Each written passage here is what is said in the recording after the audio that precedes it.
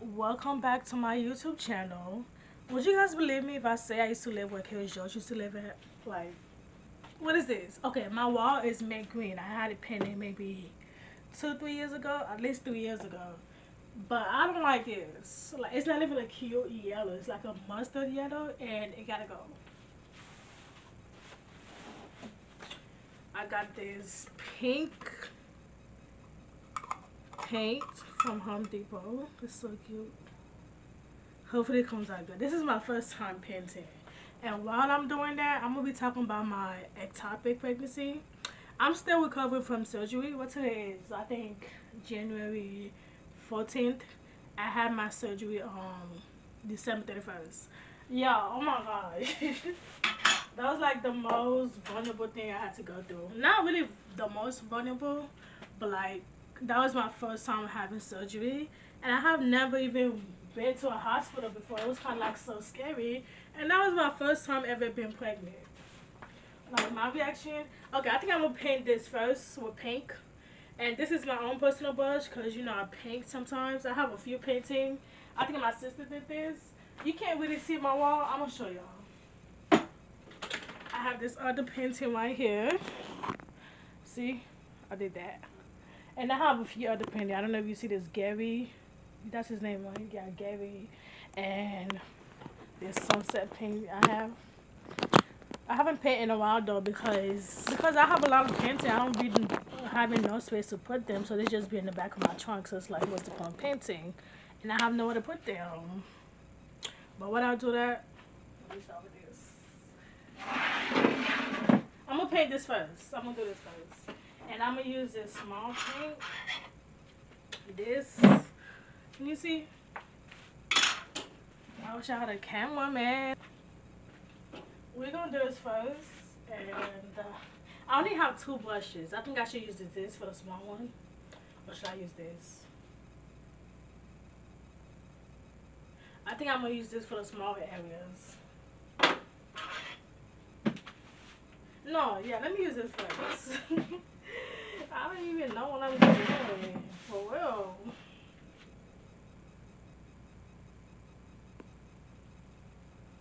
Okay. Before I had this wall painted, it used to be like white, like a crack white. It used to look like a mental hospital, and that thing used to make me depressed. Like, why it look like that? For me to get better with my mental health, I be in my room 24/7. I'm such a room girl. I eat in the room. I don't like going to the living room, nothing. But for me to be in the room 24/7 and it look like a psych ward, I had to get it painted. Okay, come on, grade. You gotta see. Okay. Anywho, so on December 11th, I found out I was pregnant, right? And the only person that knew was me and my man. We were trying to wait, 5, 6 months before we told everybody, and nobody knew I was pregnant. So December 11th, I found out I was pregnant. I went to the doctor, Planned Parenthood. I told them, oh, I've been cramping for weeks, but I'm not on my period. They was like, what was the last time your period? Your period usually be late. I was like, nah. And they was like, how long you been cramping? I'm like, maybe 3 weeks. They did a pregnancy test, and I was pregnant. As soon as they told me I was pregnant, I immediately text my man. I was like, I'm pregnant. I was kind of excited. Like, I've always wanted a baby. I was like, I always see myself as a young mom. Like, I'm 22 years old right now, but I was like, I always see myself having a baby at 23. So I'm like, okay, it's meant to be. I'm very excited, happy. My man, he was kind of like still in shock. I don't know how it wasn't a shock because he was just having fun shooting the clothes off. Babe, be hard to pull out sometimes. Babe, it feels good. And so he already knew it was going to happen. And I knew I was kind of pregnant low key because, but every food was salty. All the food I used to eat out of a sudden, it was like salty. I tried Longhorn for the first time. It was so salty. My favorite food spot that me and my boyfriend be going to, I had to send the food back because it was salty, and I told them less salt on the fries. Like, why is everything so damn salty? And then I just feel like I was sleeping a lot. The first trimester is no joke. So yeah, so the doctor told me I was 5 weeks pregnant. I had the biggest smile on my face and I couldn't stop smiling. I was like, it don't matter what I'm going through right now, what's going on. I know this baby gonna be straight, and I'm gonna make sure this baby's straight. I'm like very happy about the news. Okay, so yeah, I was 5 weeks pregnant. Like the same day after the doctors, I went to CVS. I bought me prenatals. When I say I was so excited, like I want to be a mom so bad. I feel like my purpose in life is to be a mother, and that would happen one day. And I know that would happen one day. Maybe the time just wasn't right now. So fast forward, maybe 8 weeks later. Not 8 weeks later, but when I was 8 weeks, so 3 weeks later, because when I find out, I was 5 weeks pregnant. So my first ultrasound was 8 weeks. It was supposed to be 7 weeks, but there was booked, so I had to wait a week. So I went to my first ultrasound. It was a transvaginal ultrasound because it was kind of too early to see the baby yet, so the baby was kind of small. I was 8 weeks, and then the lady told me about, oh, I have an empty uterus. So she called another lady to do the transvaginal ultrasound because she thought she did something wrong. Just for like a second test, just to make sure they're right. And I kind of knew something was wrong. I just started bawling my eyes out. I was just like crying so damn bad. I was like, something's wrong. What do you mean don't see no baby? So the other nurse or whatever she is came and did my test. I don't think I should paint this. So the next lady, she did my test. She was like, yeah, I have an empty uterus. They're going to take more blood tests to see if I'm really pregnant for real. So the next day, so I went home crying. I went home crying like something is wrong. Because what do you mean you don't see no baby? Like I have an empty uterus. But y'all take a pregnancy test and know that I'm pregnant. So what the fuck happened there? So I was just fucking crying all day. I was like, something's wrong with my baby. So the next day at like 10 a.m., they called me. They was like, they took my HCG, which is my hormone pregnancy level, and it's at 24,000. So 24,000 means they should see a baby because my hormone level is so fucking high. So it's no possible way. It's no possible way that they don't see a baby. Yeah. So they told me to go to the ER. That was like at 10 in the morning. So I already had my bag packed and everything because during that time I was babysitting for this lady and her 3 kids. So I be staying over the night sometimes. So I have my bag ready. So I'm like, okay. I went to the ER ASAP, and they asked me what happened. I was like, I'm pregnant. They took my HCG level. It's 24,000, but they don't see a baby. So again, they did so many transvaginal ultrasound. Like, yeah, that was uncomfortable. You know how many times I did that? Like maybe at least 5 times before my surgery. It was so annoying. Like, especially some that was going like really deep. Like, it's no baby in there. Just you're hurting me. Well, it wasn't really hurting. It was kind of just uncomfortable. So after so many tests and wait, the doctor told me I have an ectopic pregnancy and that I need to get surgery ASAP. So they explained everything to me, blah blah blah, and they was explaining what may cause an ectopic pregnancy, and some of the decisions I made in 2025 that I'm not happy with is what led to what happened. So I can't really say, oh, I don't deserve this. Oh my gosh, everything I went through, I did not deserve that. Blah blah blah. I mean, I didn't like really try to put my baby in harm. It was just okay. You know how people be like, your 19 might be your worst year, your 20 might be your worst year. My worst year, I've never had a worst year until I turned 21 years old. I feel like that's when adulthood, like being an adult, really hit me. Like, and I also feel like I raised myself. So many things I have to go through experiences to learn my lesson to like grow up. Cause I've never really had like a shoulder to lean on. When I turned 21, I feel like college was hitting me, trying to live life, trying to. It was so much going on, and then I also felt like I had no choice but to. I had to do what I had to do, and I made some bad decisions, and I was just doing dumb shit. I was just doing things I wasn't supposed to do. So I just feel like that's God punishing me a little bit. Not a little bit. The whole 2025, I feel like I was just getting punished by God because I did something I really wasn't supposed to do. So I feel like that's my karma, and I deserve it. So I wasn't really mad that I'm about to lose the baby. I was mostly worrying about me getting surgery. I was like, surgery? I was so damn. Oh my god, I just was crying the whole fucking day. So I called my man. I told him what happened. I'm about to get surgery. I'm at this hospital. Blah blah blah. So he came over. When he came, I stopped crying. It's like I can't really, maybe because I can't cry in front of people, or maybe he's just my safe space. So I wasn't really crying in front of him like that. And they also told him what happened, and we both know why it led to that, like how I even ended up having to get surgery, like ectopic pregnancy, how that even happened. Cause like I said, 2025, I made a lot of choices I shouldn't have made, and I had to pay for my sin. So I started praying. I was like, please God, let me have a safe pregnancy. Not a safe pregnancy, because an ectopic pregnancy, I have to get surgery to get it removed. So it's no saving the baby. Let me get some napkins.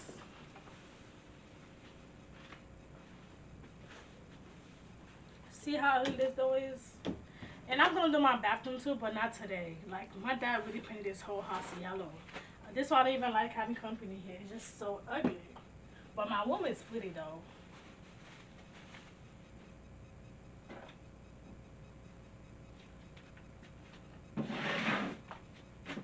Yeah. So the doctor came in and told us I have to get surgery ASAP.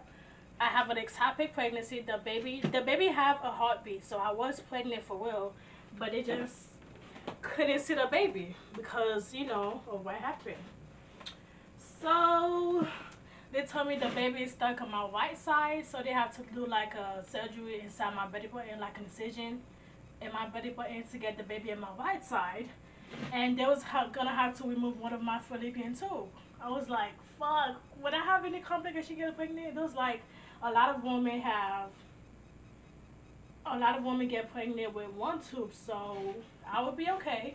But I still did not want my fallopian tube removed. I wanted to have all my tube. Because although they said it wasn't going to be a problem for future pregnancy, I was still worried. So I had to wait an extra 12 hours, no, 8 hours for my surgery because I ate before I got to the hospital. And you have to wait 8 hours before you have surgery because you can't just eat and get surgery. Fuck! Let me clean this.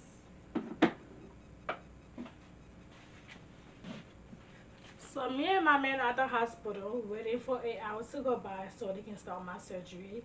They was explaining the procedure, how they have to cut into my belly button. And I was just in the hospital praying like, God, I know I did a lot of wrong things in 2025. I did a lot of things I wasn't supposed to do. I sinned a lot. That's why I'm here. So I know I deserve that, but please let me wake up. Make sure this surgery goes pretty well. Like I learned my lesson. I just be getting punished all 2025. So I promise you, I learned my lesson, God, and I will never do that again. Cause I really did a lot of things I wasn't supposed to do. I'm not saying I don't regret anything, cause life goes by. That you live, you learn. I'm just a lot of decisions. I'm just not happy I did it, but I don't regret anything. You live, you learn. I'm young. I feel like if I had better guidance, basically the way I grew up, I feel like I've always been by myself. I had to do what I had to do. I just feel like I had no choice, and I was young, dumb, stupid. It is what it is. And I love that my boyfriend didn't really blame me for anything. We just agreed that okay, maybe it's just not the right time because we still was working in our relationship. We had to get a new place to live. It was just a lot going on, which I wasn't ready for. So we both agreed that it just wasn't the right time. It will happen again when it's the right time. I mean, at first I was very excited that I was pregnant, but then again, after 2 weeks later, when I'm like 7, 8 weeks, I was like, as much as I want to keep this baby, can I give it the life that it deserves? Yeah, I do desperately want a baby so bad. I just feel like that's what I need right now. But you're not supposed to have kids because you think, like, kids are not accessories. Just because you like going through something, think a kid gonna save you. It don't work like that. You have to be mentally, financially stable. Like, I want my kids to have a two-parent home. Like, no matter what happens, I know that I will take care of my baby. Like, I have my baby, but it's the things like I don't want to give birth and me and my man broke up. Like, I want to give my baby a chance at a two-parent household. I want to have my career ready, and I had just dropped out of school, so I didn't know what I was about to do. Everything just happened so fast. Like, I have the mother instinct. Like, no matter what happens, this baby gonna be good. But then again, I wanted to give my baby the life it deserves. So I wasn't really thought about losing a baby. I was just worried about waking up from surgery. So after 8 hours, after like around 11 p.m., they getting me ready and everything. And the anesthesiologist doctor, he was explaining how, he's gonna give me an anesthesiologist, how I'm just gonna fall asleep. I was trying to stay up so bad. As soon as they gave it to me, I was like, I'm not shutting my eye. I'm gonna stay up. So when they gave it to me, oh my gosh, I started seeing yellow. So I'm like, damn, I have to shut my eye. And as soon as I closed my eyes, I was gone. The anesthesiologist, he was like, where have you always wanted to go? I was like, Hawaii. He was like, have a nice vacation. I see you when you wake up. And I was gone. It wasn't really bad, but it took longer than usual because when I woke up from my surgery around 2 a.m., the first voice I heard was my man. He was at the hospital waiting for me. It was like maybe 2 a.m. And he had left to get food and stuff because we didn't know the surgery was going to take that long. And as I heard his voice, I was just so happy. I was like, thank you, God, I'm up. But I started feeling a lot of pain. I was just like, can I get some medicine? They gave me this medicine. I don't know if it's like a medicine. It's like a shot. And all it did was make me go to sleep. All it did was make me go to sleep for a while. But when you're asleep, you don't feel pain.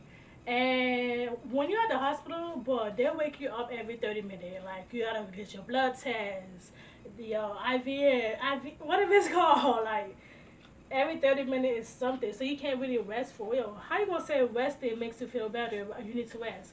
But y'all waking me up every 30 minutes. Make it make sense. It's like every medicine they gave me, it was not working. The only thing that works was the morphine because it makes me go to sleep. You don't feel no pain when you're asleep. I love being asleep. So every 2 3 hours they give me some type of medicine that wasn't even working. You just need something to make you go to sleep. When you're asleep, as soon as I wake up, I'm in pain. I was like, excuse me, can I get more morphine? This I just gave it to you, okay? But I'm in pain. I need to go to sleep. Yeah. But and also the surgery procedure they explained to me that they was supposed to do, they didn't do it for real because they said the baby was stuck on my right side, so they went in my right side, my belly button. But they said the baby was stuck, so they had to give me a C-section and they had to open up. So I was like, so yeah, I didn't remove my tube. It was like, no, your tube is fine. We just did a C-section. You're not gonna have no complication. You have all your tubes. You can get pregnant the normal way. I was kind of glad. I was very happy actually that I have all my tubes. I was like, thank you, God. Thank you, God. Even though I've disappointed you a lot of times, you've never failed me. And I know you just want me to do better, and I will. So that's what I was happy about. The recovery was the most painful part. Not emotionally, because before surgery, I was just like freaking out. I was like, I hate hospitals. I've never even been to the hospital as a patient. So being in that position, feeling vulnerable, I feel like I was alone, but I wasn't alone. My boyfriend came. I was just so excited and happy. So I was in the hospital from December 30th and I left January 1st. Oh my God, you know what I'm really upset about? I missed my Wildwood concert. Like I had the ticket, I had my outfit ready, my hair was ready, everything. I missed the fucking concert. But you know what? Like I said, everything happens for a reason. I didn't deserve to go anyway, I guess. I was just very happy and glad that my surgery went well. But the recovery was the most painful part. I couldn't bend to walk, cough, sneeze without it hurting. I'm like, props to single mothers because some of y'all be going through surgery and y'all be waking up in the middle of the night, still have to take care of your baby. Everything. My man was right by my side, feeding me, giving me a bath, taking me to the restrooms. He was really right by my side. I thank God for it. Thank you, God, for my blessing. I lost one blessing, but I can't have another blessing. But the blessing that's in front of me right now that matters is my man. So I was really glad and thankful for everything we went through. And I just hope we have a better, strong relationship. And I hope I don't be stupid again. Because me losing my baby was my fault. It was my fault. Not purposely, because I would never try to hurt my baby. But just like past decision caught up to me. So, and I had to pay for my consequences. And then I was like, damn, I just went through a C-section for no reason. Like, no fucking baby. But I'm still young. The only thing that matters is I'm still alive. And I would thank you, God, for everything. And like I said, I learned my lesson. Like 2026, I just want to chill, peace, be happy, make more money. And I'm not supposed to be going back to work until the 30th. But I've just been tired not doing anything, not being productive. For the first few days of after my surgery, I was home with my man, but it's like I couldn't cough without it hurting. Like I couldn't like sit up on the bed. Sleeping was kind of tough. I had to sleep on my back the whole time. Until I get my staple removed, I couldn't take showers. I had to take bath and wash myself with a cloth. But I'm all better now. I'm not fully recovered. I can't go back to work now, but I'm okay. And another thing that was really bothering me, because like I said, I'm not really sad about the baby. It just maybe wasn't meant to be. But I just feel like I'm a month behind because I had so many plans. I was babysitting full time, and I don't think I can go to back to my Amazon job because I was also working there part time. But if you ever worked at Amazon, you know that thing make your back and your feet hurt. I don't know what they have on Amazon floor. I don't know what kind of floor they have, but they need better floor, bro. Like your back and your feet will hurt, but it's an easy job though. It just you'll have to pay for it. Really bad. So I don't think I'm gonna go back to Amazon because I still can't lift or bend. And when I'm recovering, I don't think I wanna go back to that because like that's putting my body through too much. Because I still just had surgery and I don't want to have back pain already. I was having back pain really bad even before that. So we just got to see the babysitting job I used to do full time. I text her, she haven't text me back.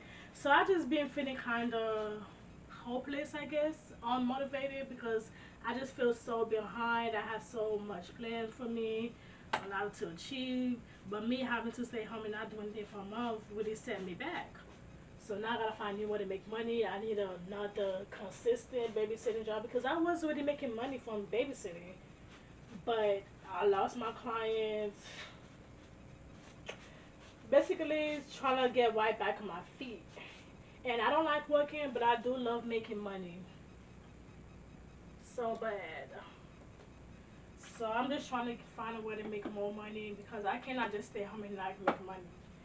Like I be money depressed. Like I said, I don't like working, but I do like making money. I wake up every day with new ways how to make money. I'm like, how can I like make more money? Every day I wake up thinking how to make more money. I love money, and I have a lot of goals for myself. It's like if I don't achieve them, but for me to achieve them, I need a job. So if I don't achieve them, that's what I'm just like my biggest fear right now. But everything will work out. God has a ways of doing mysterious things. It's like every day you learn something new. And it don't be on your timing, it be on God's timing. So I'm just praying everything works out perfectly and I achieve my goals and I'll do better this year.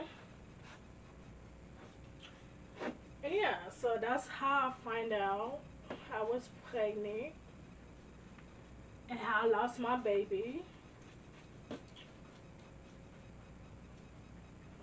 And hopefully everything works out. Everything will work out, not hopefully. In the name of Jesus, it will work out perfectly. So I'm halfway done. It's not called halfway because I still gotta do the outside. But it's looking not good. It's coming out good. If you ever had a miscarriage, I'm sorry. It's not an easy thing to go through. I'm just like kind of upset how I didn't even have no surgery, but I had to go through a C-section. And my doctor also told me for my future pregnancies, most of the time I will probably have to do C-sections. I'm like, more surgery? Like, when I was in school, I remember this mother, this soon-to-be mother. Well, she was already mother. She has kids already. But she was like talking about how she's gonna schedule her C-section, and 2 days later she's gonna go back to school. Go back to school 2 days later? Go. I had to take a whole month off for me to recover, and I'm still not fully recovered. I still have to take it slowly. Like, I can't do some of the things I wish to do. I'm not fully comfortable when I sleep. And you talking about 2 days? This is what mothers have to go through. This is what single mothers have to go through. So it's like, to be honest, if my man say you don't want a baby, the baby gotta go. I'm not gonna make myself a single mother because that's a lot to deal with. Especially if you just had surgery too. You gotta wake up in the middle of the night if you don't have a village. It's something I can't do. But then again, you never know what happens, so you can't really tell your future. I just hope that's something that don't happen to me. I'm not trying to blame anybody for being a single mother because I don't think people actually choose that unless you make bad decisions. But yeah, unless your baby daddy tells you that he don't want no fucking kid, then you keep it.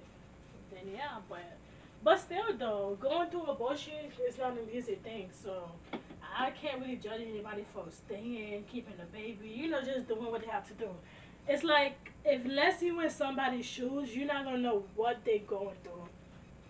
Everything I've been through in 2025, nobody knows anything about it. That's like the main reason I had to get a therapist. It was just so much I couldn't deal with it myself. I was the kind of person that was like, why do people need to go to therapy? You send me something. What can you actually tell me that I don't know myself? But it's just basically a shoulder to lean on. Not everybody has that. I've always wanted to be like this strong person. I got myself. But things got too hard, and my biggest fear is being depressed again. Because once you get into that hole, it's very hard to get out of. So I was just like, yeah, I need help. I can't handle this by myself. I need somebody to talk to. And I've been in therapy ever since.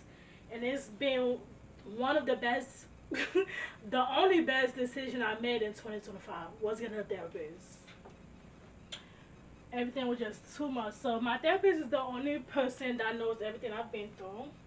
Besides me and my man, yeah. They are the only people I tell everything to. Cause me and my man, I already know what be going on. But then again, we be needing somebody to talk to. I be needing somebody to talk to. So I just be going to my therapist. One person cannot be your everything. And you can't expect them to be your everything. And you are responsible for your own happiness. So I just feel like a therapist was something I really needed. I needed somebody to talk to. Because I feel like I couldn't handle everything by my own. For 1 second, I do not have to be strong and be miss independent. It's okay to need help. It's okay to admit that you need somebody to help you. It's okay to admit that you can't handle everything by yourself. So I'm glad I wasn't. I didn't. So I'm glad I didn't let my ego get in the way. I'm actually seeing him today at 1 p.m. So yeah. Let me show you how the door look.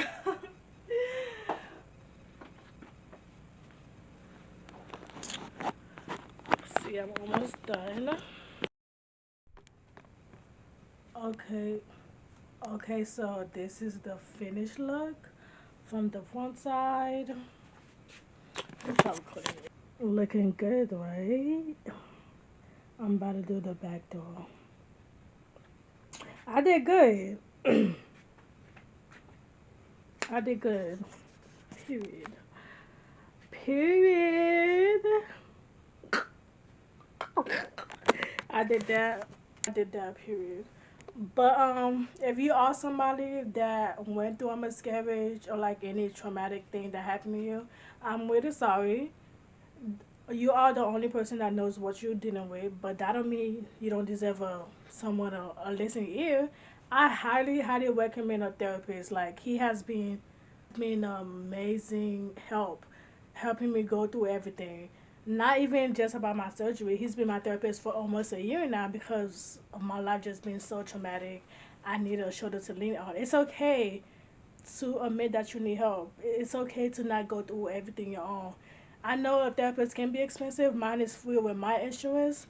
Try applying for insurance that give like free therapists or something. Go to growth therapy because I think they take a lot of insurance. I have Florida Blue. It's like a private insurance. So if you have Medicaid or something else, you could be able to get a free therapist. Like I highly, highly recommend a therapist. Everybody deserves a therapist, even if you're not going through anything traumatic. Even if you are just, even if your life is amazing, no complaint. Well, it's always a complaint every day, some fucking new shit. But I'm just saying, everybody deserves a listening ear, even if they are getting paid for it. You don't, even if they are getting paid for it, but you don't gotta worry about waking up your business on the internet, telling their other friends, blah blah blah. Highly recommend getting a therapist. Like that's like the best thing I could have ever done for myself, and I'm actually glad I did it. Like this year about to be way more better, and I've learned from my lessons. 2025. But I'm just very grateful to be alive. Everything will work out perfectly well. I'm very young. You live, you learn. Like I just turned 22 years old. But I think this took me about like 30 minutes to do. I'm about to do the other side. And I don't think I'm gonna do my bathroom today. I'm tired. And plus, my therapist appointment is at 4 hours. I'm gonna make Haitian spaghetti. And what else I'm gonna do? I gotta go to USPS. And I gotta edit this video. I'm gonna try to do it today. It looks so good. Night goes with my room, like mint green with pink. Pink is my favorite color. I didn't paint my home with pink because it's like I don't know. It's just kind of like a bright color. I just wanted mint green is just like very neutral, like whatever mood you're going through.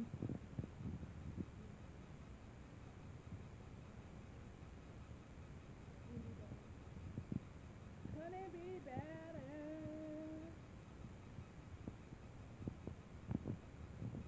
Alright, see y'all later. Thank you for watching. Thank you for hearing me.